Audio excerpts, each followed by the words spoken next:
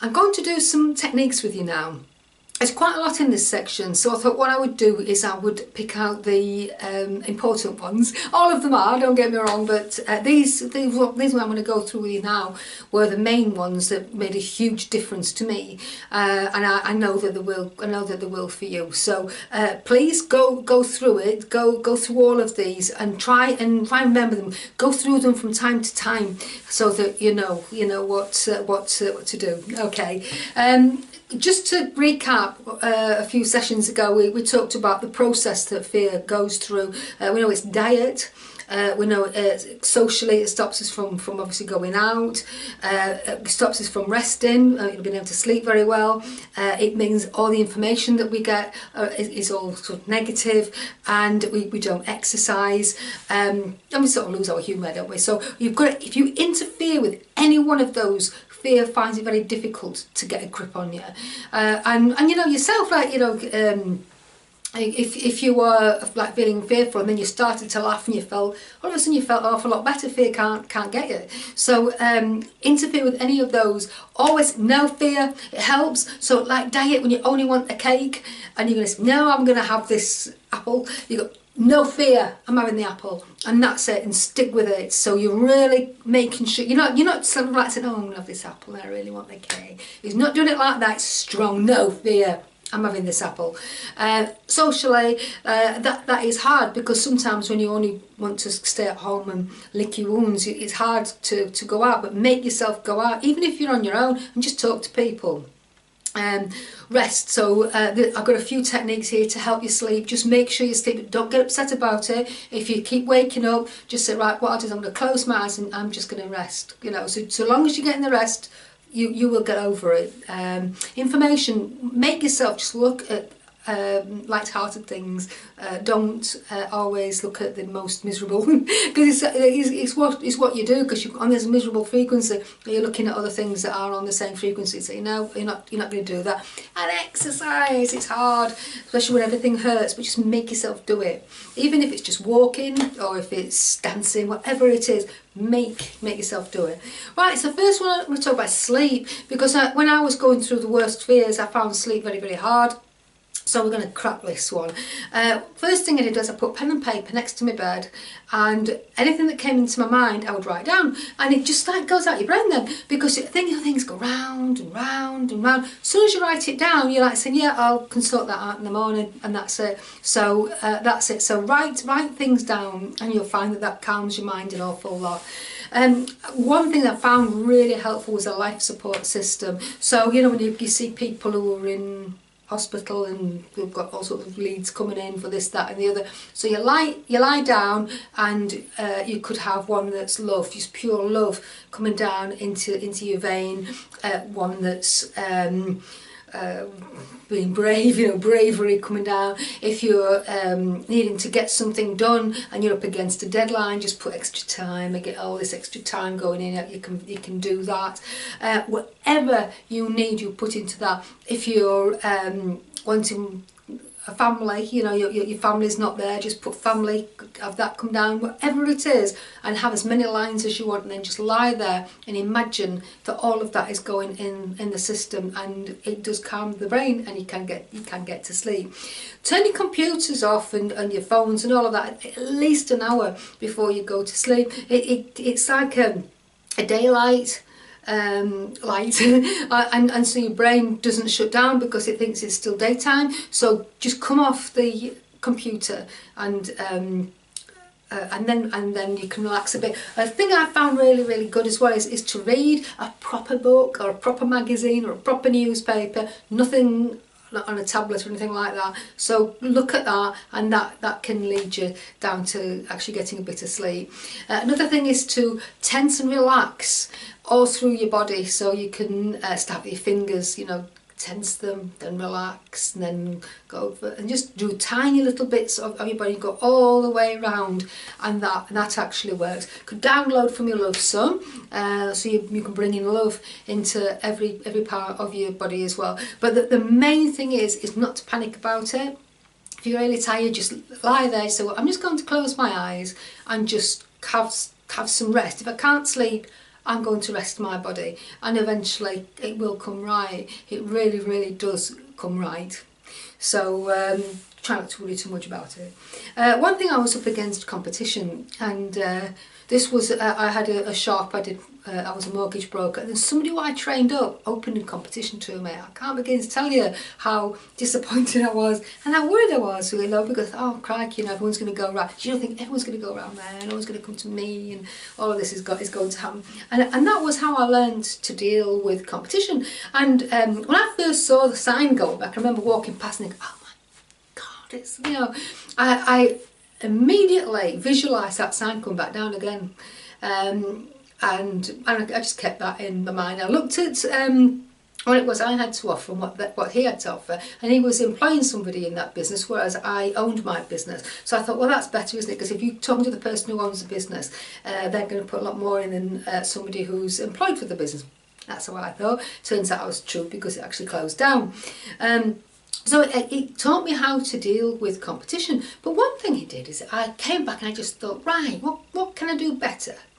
And I just thought, yeah, I'm going to rise to this, and it does, and it's like you think of it rather than competition. This is a worry. Think of it as a gift. Oh yes, I know that's hard to imagine, but it is, because it's a gift for you to see how good that you are and how much better that you can become. So think of it as that. Yeah, this is a gift. I'm going to get even better, and I did. And not only did that one close down, but somebody else opened up fairly soon afterwards, and they closed down as well. So it did work. What I'm saying really did work. Try and block the worry. I've got some blockers coming up in a minute. Try and block the worry. You know, if the worry comes up, yeah, I'm not listening to that, and continue to think positive. So think of what they've got that's really good, and see if you can copy that or counter it in some way. What is it that they've got that's really, really good? And then think of their weaknesses, and anything that's a weakness, then really build on that. So we, with this guy who opened up, I thought, yeah, it's me. So I pushed the fact that it was me, it was my business, which really went down. When people coming into your business, they like to deal with the person who owns it. So I really got that home. Visualise you winning, like I did with the sign coming down. Really visualise it and say, yeah, I'm actually going to get there, and really keep checking and thinking of the reasons why you are better, and check it, and then keep improving all of the time. You can beat them, don't worry about it, you really, really can, but keep on the ball and don't let fear get in the way. I've got now some ways to overcome fear when you've got fears really knocking on your door and you feel a bit overwhelmed. So we're gonna do that. What I want you to do is imagine the fear that you've got as a form. So you might give it a face, you might give it a body, give it a colour, give it a size. So do like that and make it as big as you possibly can, and make it really colourful. So you've got loads and loads of colours in there, and really think about that and think about it, and ponder over it for quite a bit. And then what you're going to do is you're going to reduce it in size. So think of it getting smaller and smaller and smaller, and then draining the colour out. Then it gets smaller and smaller and smaller. Say it's in front of you, and just flick it out of the way and think that's it, and that's it. So you're dealing with it and making it very, very, very small. Another thing, this is really good, and it's to get into peripheral vision. When you're stressed, when you're anxious, you'll be very, very focused. You get very, very focused. So that is good if you've got something that you need to deal with on a focused state, but usually it isn't good, because it focuses the train of thought, whereas you want to bring the train of thought out. So we're going to peripheral vision, and that is that you'll bring your hands right until you can't see all of them. You just can see them wiggling away. Yeah, so do that, and then so here they are, and then just concentrate on your fingers. And then it just feels better, and you're just then getting into peripheral vision, and it's just very, very calming. Okay, so yeah, so do something like that.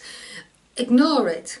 And you think, how can I ignore it? Well, what I want you to do is I want you to do a bit of research on John Nash. He absolutely was amazing, and he had mental health problems, and he just ignored it.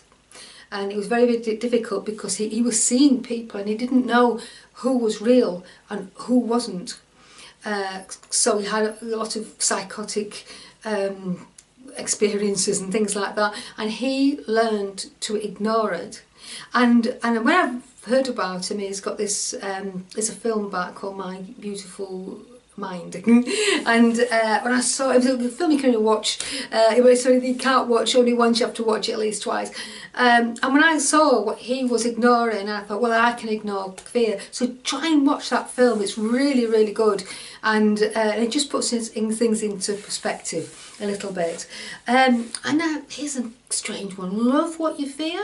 So again, now maybe you're up against opponents or anything, you really love it. Say, I love this, and find out a reason why I love it, because I'm going to be the best that I possibly can be. How am I going to? I'm going to feel fantastic when I overcome this opponent, or whatever it is. Learn to love it. If it's something like spiders, find out about them. I had a fear of spiders, and I saw all these programs on spiders, and in the end I really, really like them. I couldn't hurt them. So really get more and more information about what it is that you are scared of. The more information you have, the less you will fear it. I have a client of mine who had a terrible fear of clowns. And then she did a makeup course, and she learned what they did, how they put the makeup on and everything. And she said, you just didn't feel as scared then when she learnt about that. So information and loving it will actually take away the fear.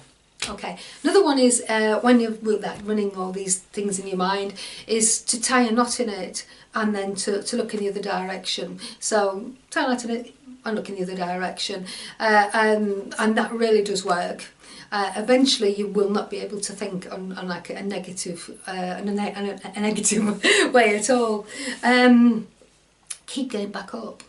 There's this song, it's one of my favourites, which is Tub Thumper and by Chumbawamba, and I love it. And I honestly, in the early hours of the morning when I got up, I totally couldn't sleep. Do the action, I get knocked down, but I get up again, and that's it. And I've played it. So to get that song, you can get it on YouTube. You don't have to buy it, but it's it's good to have. And keep thinking, yeah, I get knocked down, but I get up again. But when you do get back up, there's not any emotion with that. It's just what you do. You just keep going back up again. Think of a child learning how to walk. When they fall down, they don't go and get back up again. They just get back up. So that's just what you do. You just get back up. If you can't stand back up, you kneel. If you can't kneel, you just raise your head. But you keep getting back up, and that's all that you do. Another one is the swearing technique. Right. Okay. So if you're easily offended, please switch off now. So the fear is coming in. Find out which direction it comes from. It will come in from a direction, so see which direction it comes from. You must use 2 fingers, and that is because of the history behind it. So that goes back to the wars that we had with France.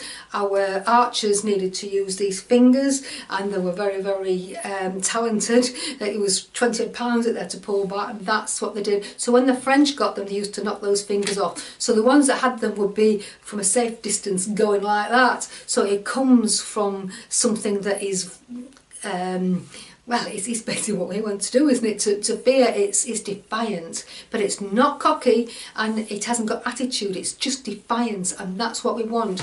In America, they use 1 finger, and that is just attitude, and attitude is now good. Attitude. If you've got attitude, it means that there's damage. People who are damaged have attitude. So if you ever see attitude, you know that there's damage in there, and we don't want to have any damage, do you? So it's when the fear comes in, mine would come in this direction, you just tell it to fuck off, and then turn round and look in the other direction.